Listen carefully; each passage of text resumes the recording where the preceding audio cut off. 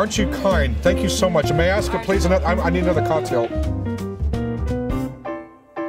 I don't really have a career path. I mean, some people do. They're in law and they want to be, you know, go to a judgeship and then be a Supreme Court justice, or a doctor wants to be a, you know, this and eventually be a surgeon. I mean, there's a certain career path for a lot of professions.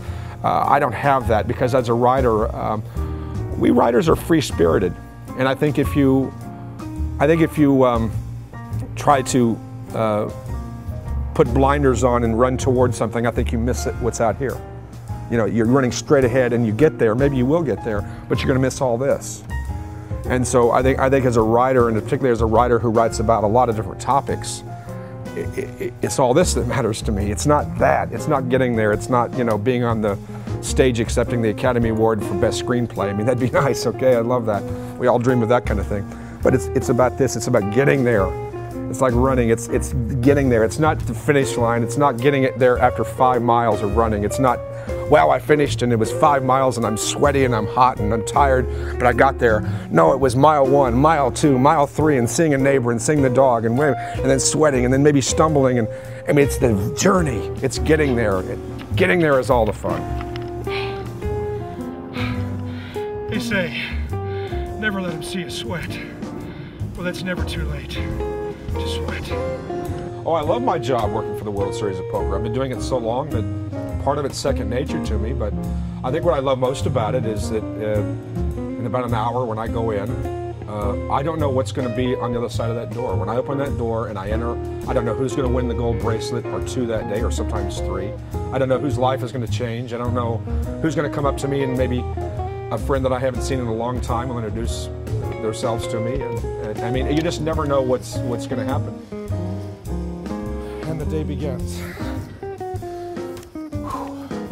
Doing the bracelet ceremony, it means something to me because it means something to them. It means something to the person that's getting the gold bracelet. The bracelet symbolizes excellence, sacrifice, a commitment to the game, and a sense of accomplishment. And when that bracelet is given to them, it's not, you know, it's not the value of the gold or the art, the craftsmanship of the bracelet. That's not what it is. It's a symbol. One more time, ladies and gentlemen, the 2013 one-drop winner, Anthony Greer. Thank you very much. Players, thank you for your attention. Thank you for your applause. And dealers, everybody in your seat, we're getting ready to resume. Shuffle up and deal. You got a winner over there. Okay, I'm getting it ready. We're going to do the winner. We got a winner on this next tournament, and I don't know who won, but we're going to find out.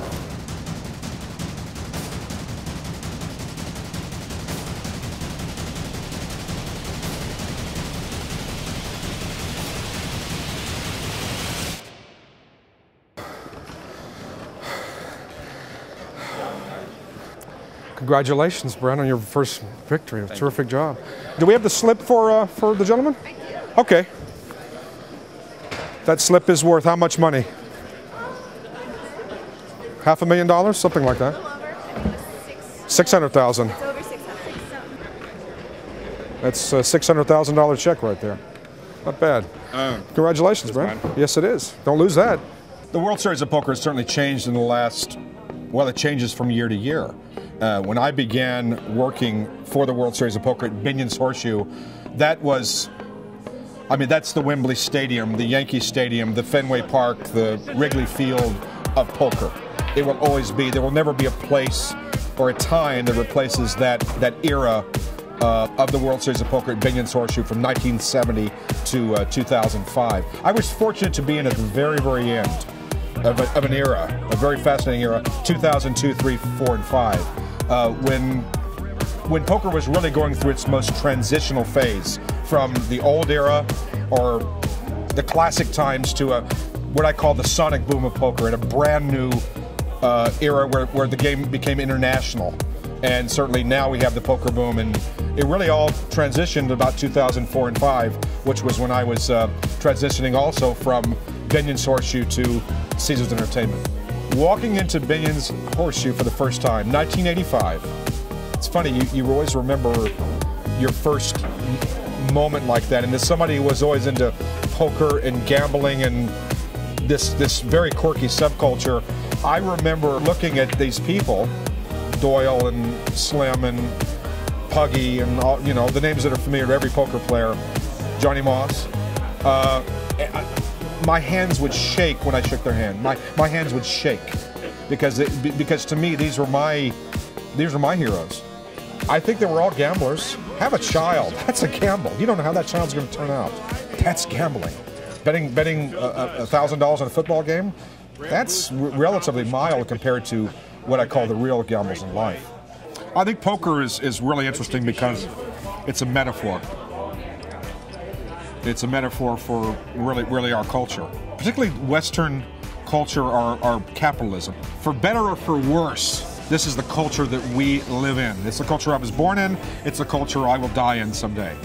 So I've accepted that. And so I'm not going to go on work on Wall Street and make a billion. I don't have that capability. I'm not going to change Washington. I tried that, did it for a few years.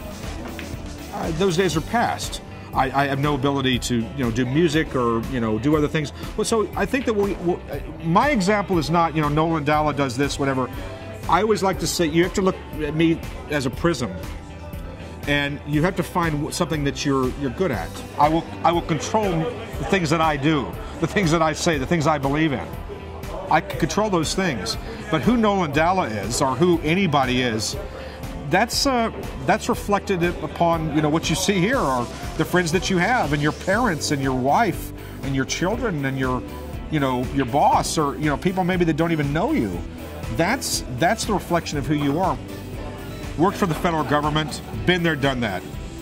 Witnessed the Romanian Revolution, been there, done that.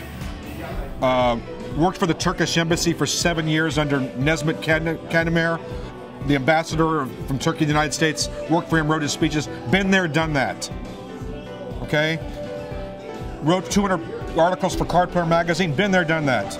Started Card Player Magazine's Player of the Year rankings. I started them, did them for 4 years, been there, done that. Worked for Bing & Sorcery, Director of Public Relations, been there, done that. Worked for PokerStars, 3 years, Director of Communications.